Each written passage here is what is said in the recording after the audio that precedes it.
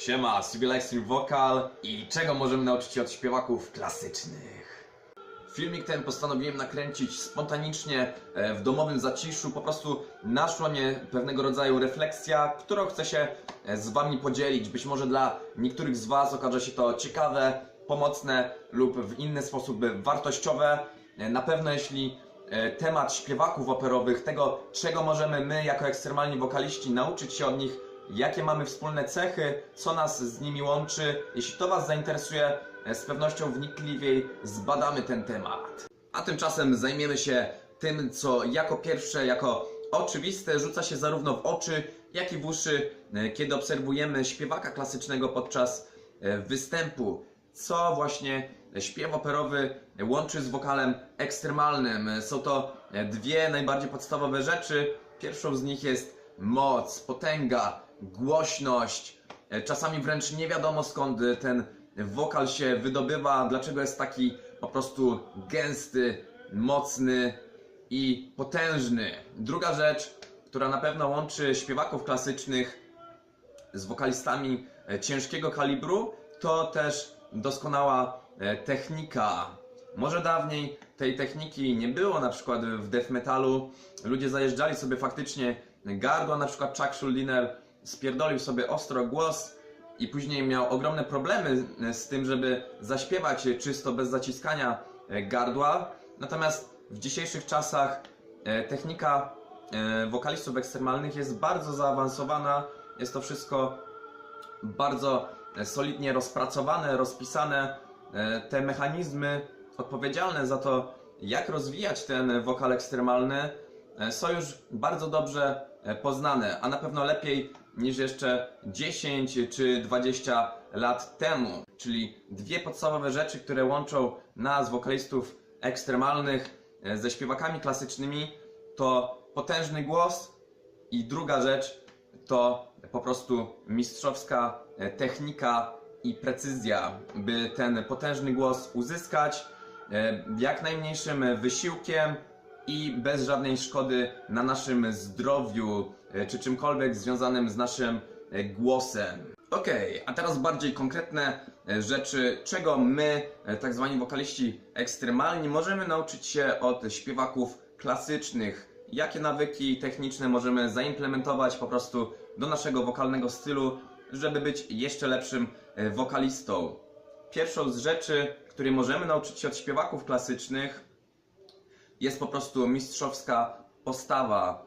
Proste plecy, opuszczone ramiona, przy jednoczesnym całkowitej luzie i swobodzie w ciele. Nie ma żadnych zbędnych napięć, po prostu plecy są proste, kark jest luźny, ramiona są opuszczone, jednak swobodne. Całe ciało po prostu jest wyluzowane, a jednocześnie trzyma się solidnie podparcie. Czyli pierwszą z takich rzeczy, których możemy nauczyć się od śpiewaków klasycznych, jest mistrzowska postawa oraz podparcie.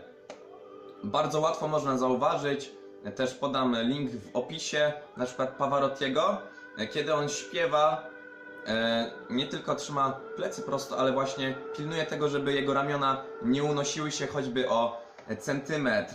Jest to bardzo ważne, ponieważ kiedy unosimy ramiona, automatycznie utrudniamy sobie oddychanie przeponowe, czy też inaczej mówiąc brzuszne, i bardziej kierujemy jakby to powietrze do góry, bardziej skupiamy się na klatce piersiowej, co też nie do końca jest wskazane nawet przez lekarzy. Bardziej wskazane jest oddychanie brzuszne, czy też przeponowo-żebrowe i po prostu unosząc ramiona utrudniamy to sobie. A kiedy utrudniamy sobie właściwy proces oddychania, utrudniamy sobie emisję głosu. Dlatego warto jest przyjrzeć się, jaką postawę właśnie na scenie przejawiają śpiewacy klasyczni. To, co pierwsze rzuca się w oczy, to tak jak już powiedziałem chyba z 5 razy, właśnie opuszczone, jednak luźne ramiona oraz proste plecy i pilnowanie tego, żeby tych ramion nie unosić podczas wdechów, czy też podczas zwyczajnej wokalizy.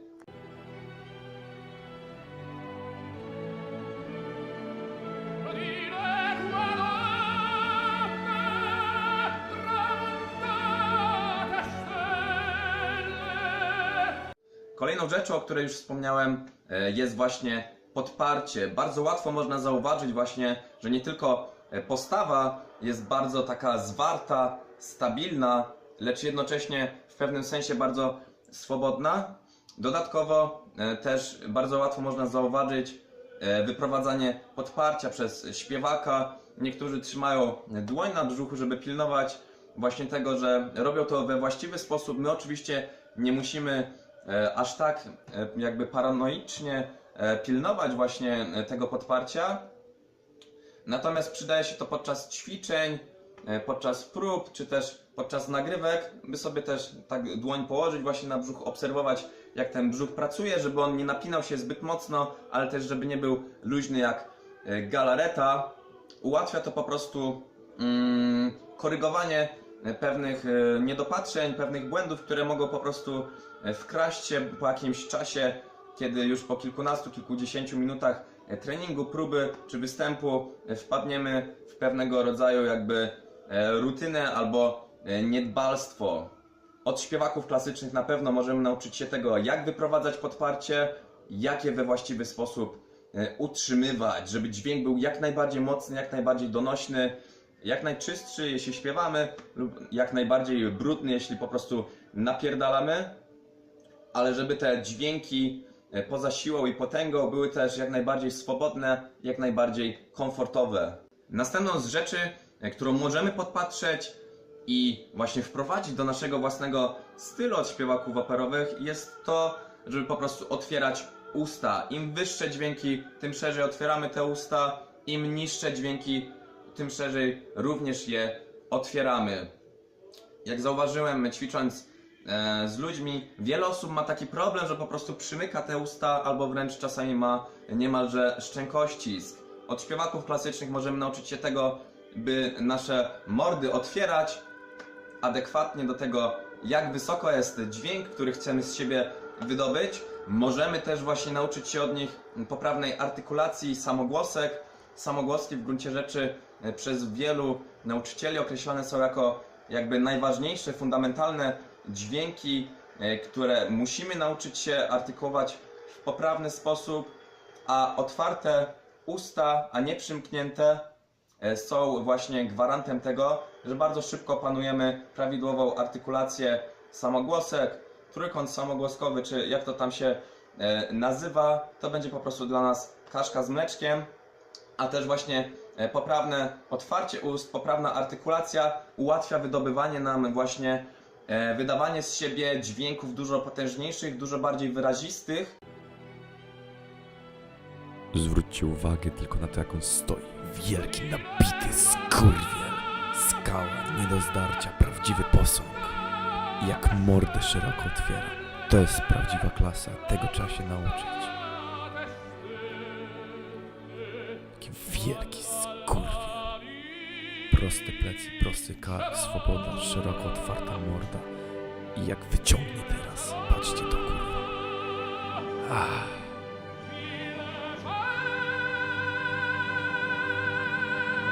Mistrzostwo,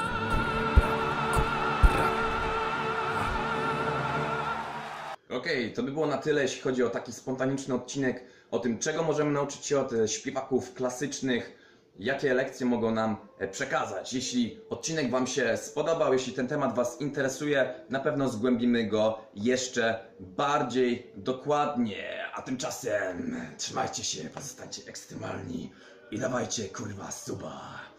Dzięki.